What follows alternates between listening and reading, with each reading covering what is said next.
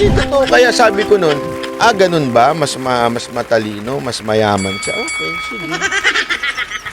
At taga mo sa mga ano to, after 10 years, magsisisi ka. Dahil kayo, mukha na kayong mga gurang. Mukha na kayong mga nanay at tatay. Pero yung iniwan mo, hanggang ngayon, yummy pa. Tama ba, Boss Randel? Ako. Eto. Sinagot din ni Romualdez yung pagbibitiw ni VP Sara Duterte. Nagsalita na si House Speaker Martin Romualdez kaugnay ng pagbibitiw sa gabinete ng Marcos administration ni Vice President Sara Duterte. Ayon sa House Leader, iginagalang niya ang desisyon ng pangalawang Pangulo na pag-alis sa gabinete. Dating campaign manager na Unity Team para sa 2022 national elections, si Speaker Romualdez. A personal decision, and we respect the decision po. Well, Mukhang nangangatog na siya. Parang hindi na alam ang gagawin ito. Parang puwet na si Kuya. Parang sabi niya. Kinakabahan na ito eh. Feeling ko, ito walang biro. Feeling ko kinakabahan na ito eh. Kasi, di ba, yung sinasabi nilang, hindi ko nga maintindihan eh. May mga tanga din talagang ano eh. Sorry pero totoo to. May mga tangang DDS din talaga. Yung, hindi naman actually tunay ng mga DDS, mga peking DDS. Yung lagi pa nilang sasabihin, kasi kailangan yung 2 taon, tapos 4 na to. Ang takinan yan. Kinuwento yung plano, bobo rin. Bakit wala pa yung video? Kasi ine-eksakto yan eh, para taman-tama 2 taon, makakabuo pa si VP Sara ng 4 na taon plus 6 years. Tangina, Pinlano yung pagpapatalsik, tapos ikinwento mo pa? Wow! Wow, ang galing mo din. Chong, ang galing mo din. May mga ganun pa. Nakakatawa talaga yung iba mga vloggers. Alam ko, hindi, eto, sabihin na nating totoo yung ganun, hindi mo kailangan ikwento yun. Ba't mo ikikwento yun? Hindi na paghandaan ng kalaban. Ang tanga. Hindi, tapusin muna natin tong 2 taon. Tapos tsaka natin ilalabas yung video. Paglabas ng video, para may 4 na taon, si VP Sara, tapos pwede pa siyang kumandidato. Total of 6. Parang Gloria yung style. Utang inang tanga. Ang tanga. Yung kay Gloria, hindi yun ikinuwento nun. Nung ginawa niya, wala nga kamalay-malay na siya pala may plano nun. Ngayon, ikinikwento nyo pa. Tapos feeling nyo matutupad talaga. Dahil kinuwento nyo. Ano bang katangahan yan? Ano? Ganito. Parang ganito yun eh. Eto walang biro Ganito kayo katanga. Sa mga nagkikwento niyan. Wari, lulusob tayo. Lulusob tayo dun sa isang kaharian, di ba? Dito tayo dadaan sa kanan, Tapos, pagdaan natin sa kanan, syempre yung lahat ng kawal ng kalaban nasa kanan. Tapos, gugulatin natin sa kaliwa! Utang inang tanga! Talagang ikinuwento mo pa? Di ba? Kaya ganito, hindi muna natin ilalabas yung pinakamalakas nating kawal. Tatago muna natin yan, Kasi dito muna tayo lulusob sa kanan. Lusob tayo sa kanan, announce mo, Oy, sa kanan muna kami lulusob para doon nyo kami puntahan, tas saka kami biglang magugulat sa kaliwa. Utang inang tanga. Oy, di namin muna ilalabas yung video. Ilalabas na lang namin pagtapos na yung 2 taon.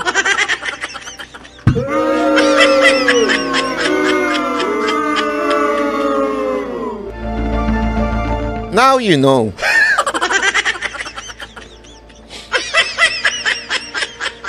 Siguro naman, ewan ko siguro naman ngayon alam nyo na ginago kayo. O hindi nyo pa rin alam. Hindi, ewan ko hindi pa rin ba kayo aminado? Na ginago kayo? Sa video? Ginamit lang kayo for the views? Kung hanggang ngayon hindi nyo pa rin alam, ganito gawin ninyo. kumuha kayo ng babae, tapos sabihin nyo sa harapan ng asawa ninyo, kulasisi ko to. Bakit? Para sampaling ka at magising!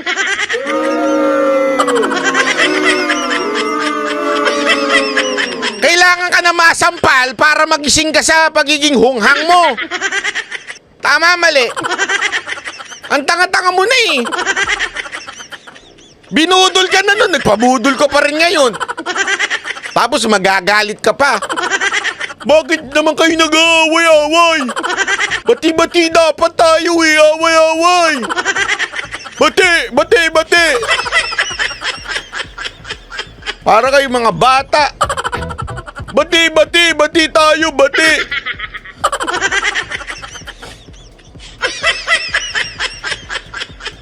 Ay, naku sa inyo. Sus!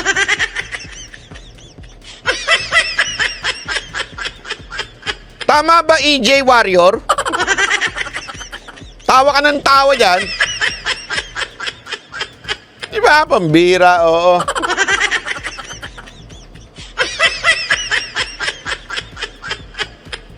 Ang dami nang lumabas na skandal. Yung video na yun, hanggang ngayon, wala pa rin. Hindi, totoo, naging kasiraan pa ngayon to, yung video na yan. Pinagtatawanan tuloy kayo. Kayo yun, hindi kami, ha? Hindi, sa totoo lang, ako, move on ka na, Banat Bay, mag-move on ka na rin. Gawin mo, ito yung cellphone mo. O, pindutin mo yung off, ganun. Tapos, pumunta ka sa asawa mo, magpayakap ka. Sabi mo sa asawa mo, sweetheart, kulang ako sa aruga.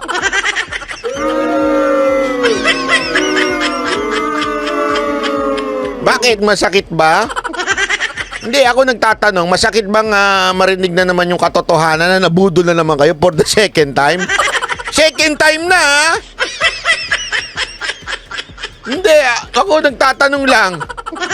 Pangalawang pagkakatangan nyo na. May pangatlo pa ba yan? Ha? Huwag nyo nang ulitin. Binudol na nga kayo noon. Nung tao na yung bubudulin na naman kayo ngayon. Tapos uulitin nyo pa isang beses pa.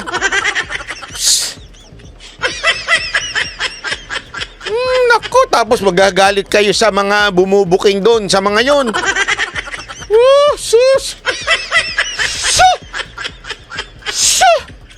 Mga ganyan tao. Tapos, mubong ka na. Kasi yung sakit eh, no? Yung sakit talaga. Tama ba, Randel Bunagan? Sakit, no? Pagka yung nabudol ka. Hindi, alam mo yan, naramdaman ko yan. Nung iniputan ako nung jowa ko nun, iniputan ako sa best friend ko. Tapos, isang buwan ako nag-iiyak-iyak sa SM City Fairview. Hindi, walang biro. Pero, ano ko yun? Tinanggap ko yun. Hindi, ano ko yun? Hinarap ko yun ng buong tapang at sinabi kong haharapin ko to. Tatanggapin ko na iniputan ako.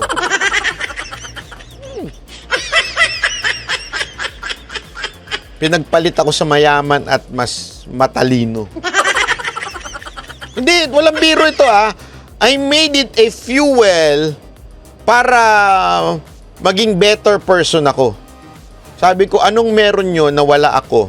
Sisiguraduhin ko after 10 years, sasabihin ko sa'yo ako yung sinaing mo.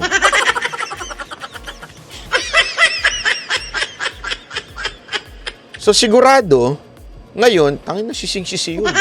Brad, sising-sisi yun.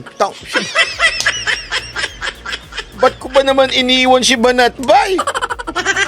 Yung asawa ko mukha nang matanda. Ako rin mukha nang matanda. Si Banat Bay, yummy pa rin. Oh. Sabi ko kasi, hindi, tinanggap ko yun. Hindi, ito walang biro to. Lesson sa buhay yun. Tinanggap ko yun. Talagang ninamnam ko yun. Sinabi ko, ano ba yung mga kulang ko na hindi nakapag-satisfy sa kanya? Huwag na magsalita ng pangalan yung iba dyan. Mamaya. Hindi totoo. Kaya sabi ko nun, ganun ba? Mas matalino, mas mayaman siya. Okay, sige. At taga mo sa ano to, after 10 years, magsisisi ka. Dahil kayo, mukha na kayong mga gurang. Mukha na kayong mga nanay at tatay. Pero yung iniwan mo, hanggang ngayon, yummy pa. Tama ba, Boss Randel?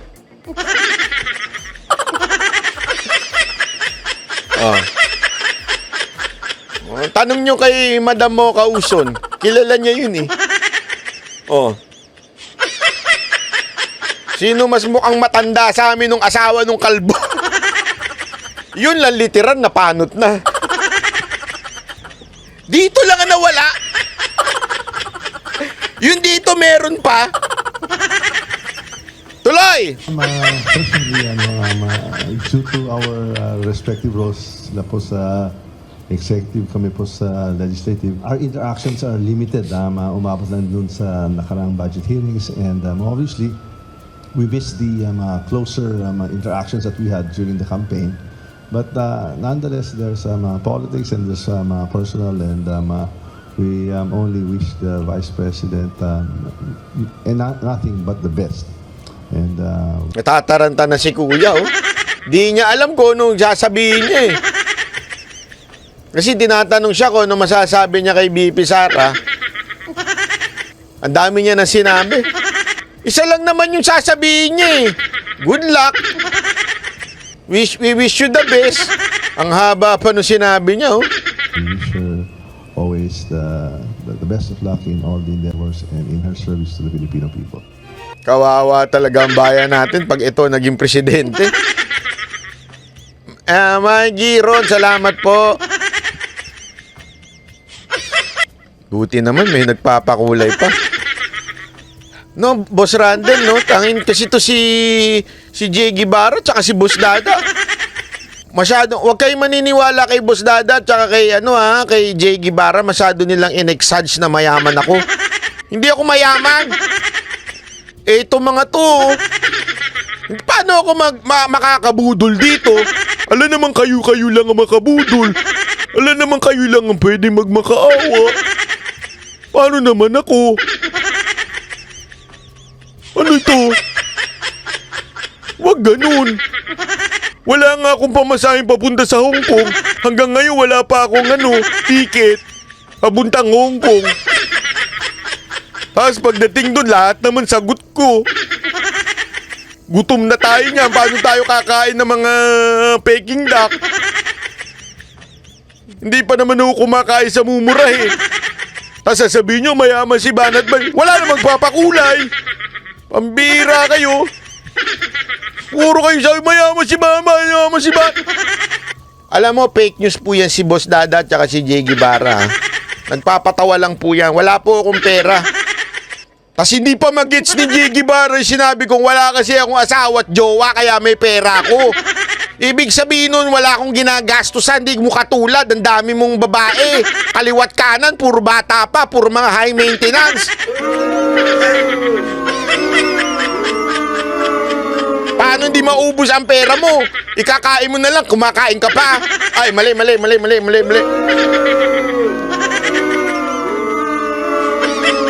Hindi mga kababayan, wag po kayo maniniwala kay Boss Dada at saka kay pinagtitripan lang nila kayo. Hindi totoo, mayaman po ako. Wala po akong pera. Nakita nyo na may itsura ng kubul ko, di ba? Kung ano yung itsura ng kubul ko noon, ganun pa rin hanggang ngayon. Buti pa nga yung mga Ensimada vlogger eh. Dati kubo-kubo lang ang bahay, nakakondo na. Nakita mo yung sibungal? Dati itsura ng bahay noon parang nandun sa gilid-gilid ng tulay eh. Tapos ngayon naging kondo na. Ako nga, kubul pa rin. Hindi totoo Ako kasi alam mo, kanya-kanyang trip tayo eh. Yung iba, kaya naman ito walang biro ito Ito natutunan ko ito kay Chinkitan, ika nga, sabi nga nila. It's not a matter of ano yung income na pumapasok sa iyo. It's a matter of ilan yung inilalabas mo, 'di ba? Kailangan hindi pantay yun. Kasi marami sa atin, mga Pilipino, kumita ng madami. Kung kumita. Oh. Ang dami rin nilalabas. Mas marami pang nilalabas kaysa kita. Kasi ako po, hindi ganun. Ako talaga, satisfied na ako doon sa napakaliit kong lugar. Oh, sabi nga nila, ganda-ganda na studio. Anong ganda na studio ko? Green screen lang yan. Tanggalin mo green screen yan. Takpo! Ibubus ako sa inyo, mas maganda pa bahay ni Boss Dada, tsaka ni Coach Oli, tsaka ni Jay Gibaraw. Pangit ang bahay ko, as in, sobrang liit. Sobrang liit. Pag tayo ko, lababo na. Pag kakaliwa ko, CR na. Ganun. Oh, walang biro. Ganun po talaga. Hindi kasi ako magastos sa bahay. Hindi, as in ako, ayoko nang ginagastos sa yung bahay. Ba't ko gagastos? Matutulog ka lang naman. Ayoko nang magharbong bahay. Sabi nga nila, mas nag-spend ako ng money pag sa bakasyon. Nandun yun prioritize ika nga, di ba? Kailangan mag-prioritize ka, kaya ka magkakapera. Ayun, kayo, kanya-kanya naman. Kaya naman yung iba sa inyo walang pang bakasyon kasi yung pera ninyo ginagamit nyo sa anak ninyo, ginagamit ninyo sa pamilya ninyo. So, ibig sabihin, mayaman kayo sa anak, mayaman kayo sa asawa, mayaman kayo sa pamilya. Ganun yun. Ako, mayaman lang ako sa bakasyon.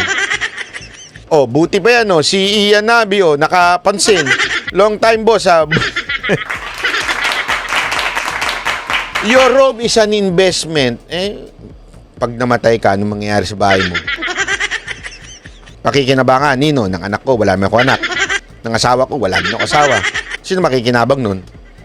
May bahay naman pamilya ko, may bahay, yung tatay ko may bahay naman. Kapatid ko may bahay naman. Sino makikinabang ng bahay ko? Wala. Hindi ganun lang yung prinsipyo di ba? Sabi nila, investment is your house. No. Sino makikinabang niyan pagpatay ka na? Ipis. Tama, mali. Hindi, alam nyo ba? Ito napanood ko. Napanood ko lang ito kay Francis Kong. Kilala nyo si Francis Kong? Oo. Si Francis Kong, alam nyo ba, milyonaryo yun? Recently lang siya bumili ng bahay. Panoorin niyo yun. May napanood kong video sa kanya. Recently lang siya bumili ng bahay.